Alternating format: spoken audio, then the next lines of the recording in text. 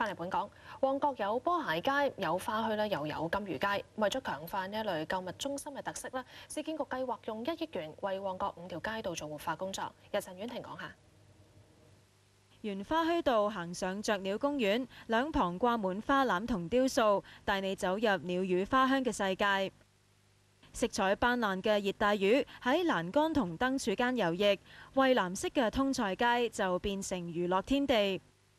波鞋街改建為體育城，擴闊咗嘅通菜街同洗衣街將重建嘅麥花臣室內球場匯聚成動感世界。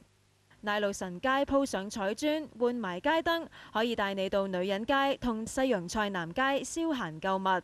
市建局唔排除將呢啲街轉做行人專用區。或者有啲路可能因為太窄對人對車都係太窄，咁呢個呢就會詳細會研究。金魚街兩邊經常都泊滿車㗎，有特登揸車嚟買嘢嘅市民就話：如果第時呢度變成行人專用區，佢哋要買重嘢都幾麻煩。買幾條魚就冇問題咯，有時買啲裝飾嗰啲器材嗰啲好重㗎嘛。呢個1億元嘅活化計劃冇需要清拆建築物，預計2011年展開工程，最快2年完工。有線電視記者陳婉婷報導。